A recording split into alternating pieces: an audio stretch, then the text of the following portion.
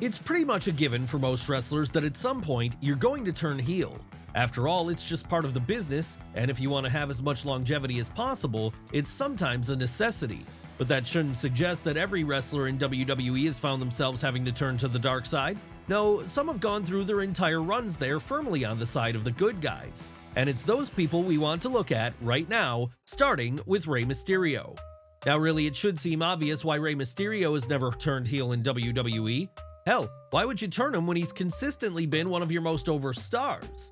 And it's not as if his spectacular high-flying in-ring style naturally lends itself to villainy either, as it's so much fun to watch. That said, there are other people as beloved as him who have gone to the dark side before, so in some ways, it's amazing he's lasted as long as he has without succumbing to it. So why has Rey remained a good guy all this time? That's hard to say. Maybe the moment just never felt right to pull the trigger on a heel turn, or the correct opponent was never there. Whatever the reason, it doesn't seem like Rey ever felt the desire to push for this himself, as he always seems to have enjoyed being the hero to fans both young and old.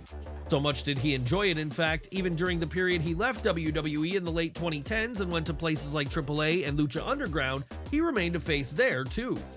And it's not like the Mysterio family doesn't already have a perfect heel in Dirty Dom anyway, with him having this aspect of the alignment chart well and truly covered. So really, there's no need for Rey to fall to villainy anymore. And he's not the only high-flying legend who finds himself in this spot, as the exact same thing could be said for our next subject, Rob Van Dam. Now, if you were a fan of ECW during the mid to late 90s, then you'll be well aware of how great of a heel Rob Van Dam can be, as it was while working in Philly that he perfected the cocky villain character.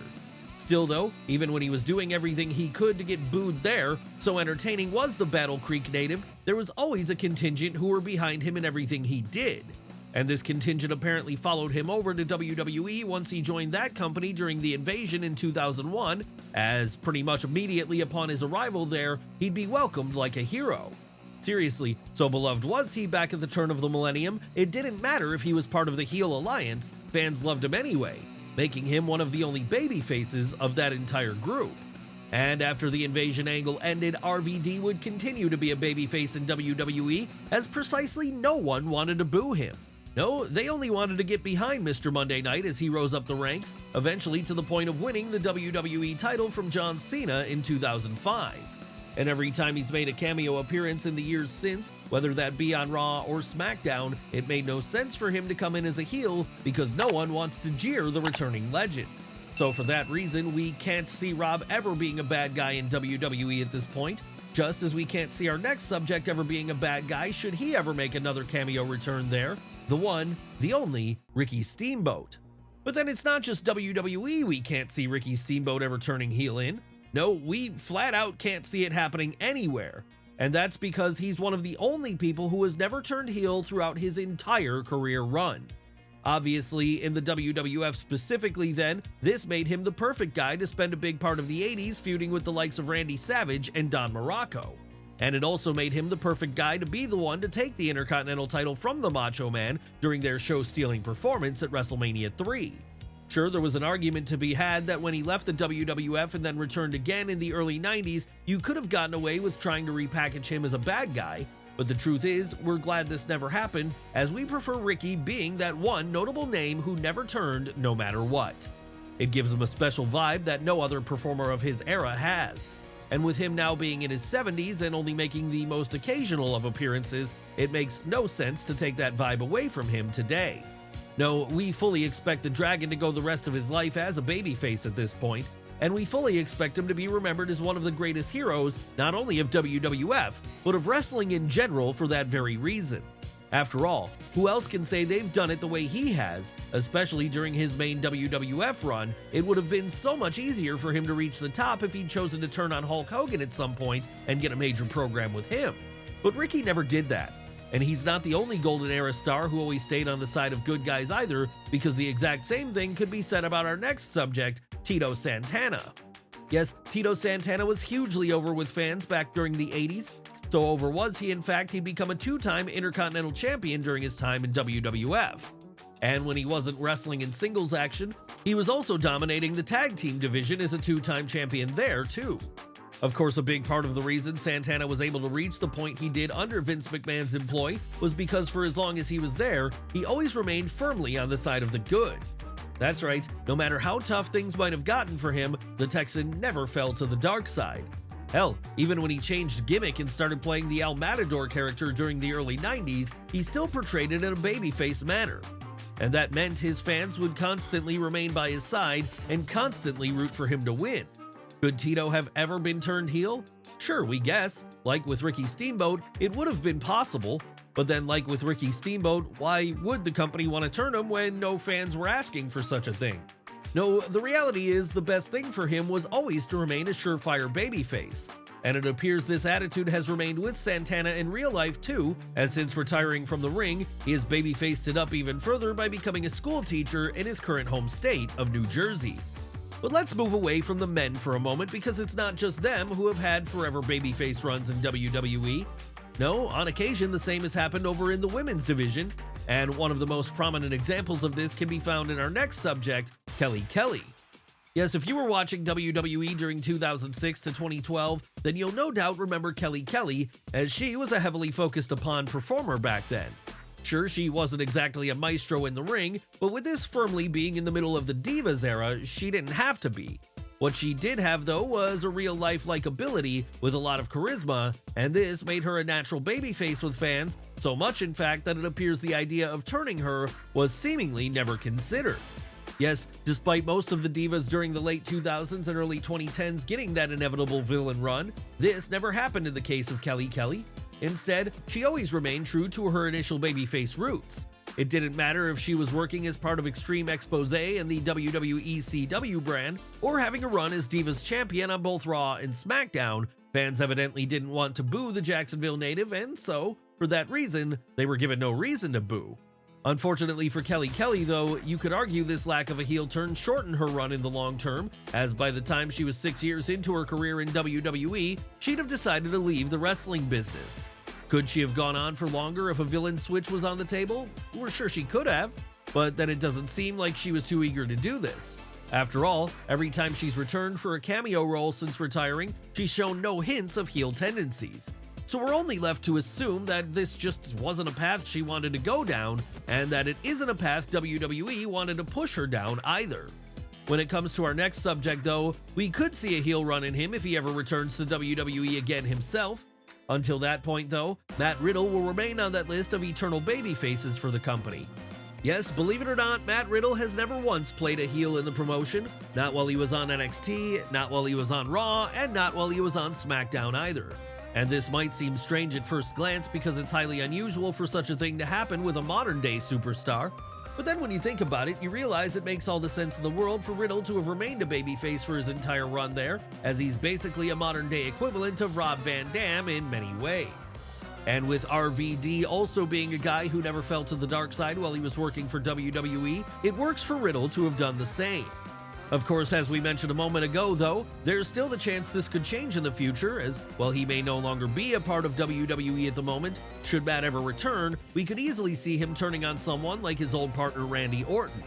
Will this ever happen? It really depends on whether Triple H decides he wants to bring him back, and if he does, whether or not the fan demand is there to see Riddle do what he's yet to do for that audience. Whatever happens, we'll be watching carefully to see where things go, just as we'll be watching should our next subject ever make a WWE re-debut, Ricochet. And again, Ricochet is someone who it's easy to see why he never veered from the babyface path in WWE, as everything about his presentation is so naturally positive. After all, he has a spectacular high-flying in-ring style that few others can match. And you can see just how much this has been a major positive to his career ever since it started, as, all the while he was working in places like Pro Wrestling Guerrilla, Dragon Gate, or New Japan, he was always beloved by fans, no matter what side of the alignment chart he technically fell on. So when he joined WWE in 2018 then, and immediately made a splash on NXT, it made all the sense in the world that this audience would be behind him too.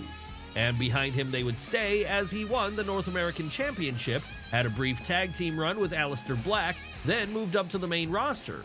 Sure, his main roster run may have been disliked by many fans, but that didn't mean Ricochet ever felt the need to turn heel at any point. Yes, even when his status on Raw was low, live audiences still wanted to cheer for the Illinois native. and this babyface run is continued to this day in his new home of AEW, but while his present remains in AEW, there's always the possibility of Ricochet going back to WWE at some point in the future, especially as his fiancée, Samantha Irvin, still works there as a ring announcer.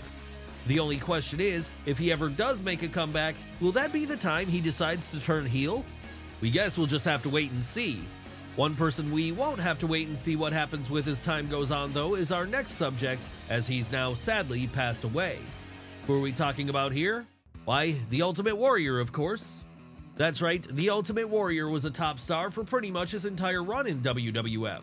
Seriously, after debuting there in 1987, it wouldn't be long before the Indiana native was rocketing up the card, and it wouldn't be long after that before he was winning the Intercontinental title from the Honky Tonk Man. Needless to say then, there wasn't even a thought given to turning the Warrior heel as the 1980s drew to a close.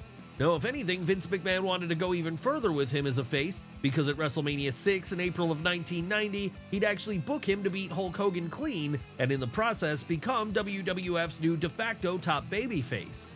As we all know now though, this run didn't work out too well for Warrior, and so it was then, only a year later, the Hulkster would be back on top. But that didn't mean the now former WWF champion was going to suddenly turn heel. No, he was still more over than most guys in the company, and one of the more focused upon as a result. Hell, he remained popular enough with fans that no matter how many times he'd get himself into trouble with his coworkers backstage, and sometimes even get himself fired, he'd continue to return to the promotion as a babyface. And even after he spent years away from the company, he'd make a late return there yet again in 2014, with this being the time of his Hall of Fame induction, with him being presented as a babyface here too. Of course, the Ultimate Warrior isn't the only eternal WWF babyface who was on the outs with the company for years, only for them to return for a Hall of Fame induction eventually.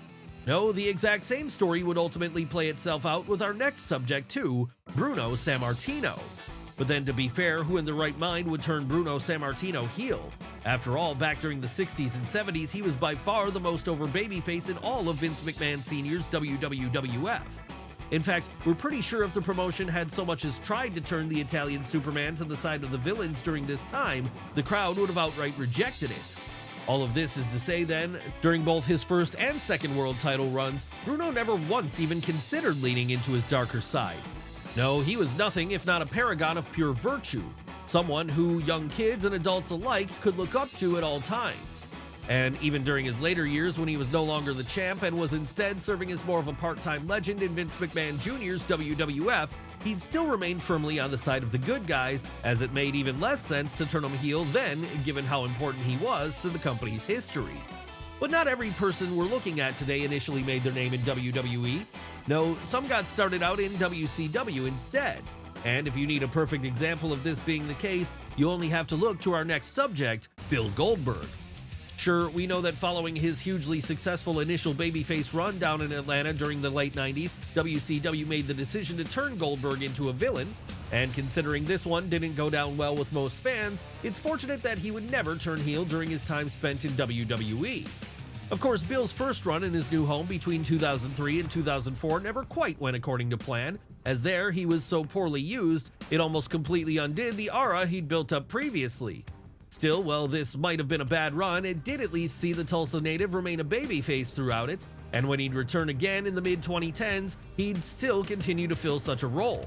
Yes, it's true that some would say he'd later unofficially turn heel by going over stars like Kevin Owens and The Fiend in 2017 and 2020 respectively, but that was never a real heel turn in the strictest sense, as Bill was always booked like the conquering hero during these moments. No, the reality is that whether we're talking about his first WWE run or his subsequent comebacks after that, Goldberg has always been positioned as the hero to the people. And this is something we don't see changing anytime soon, as he's long since entered that Legends role where it would be hard to make people boo him. So if he should, for example, find himself in a match against Gunther in the near future, don't expect the Ring General to be treated as the hero there. But while Gunther might be preparing for a potential match against Goldberg at the moment, one person we don't see him going up against anytime soon would be our next subject, Hacksaw Jim Duggan.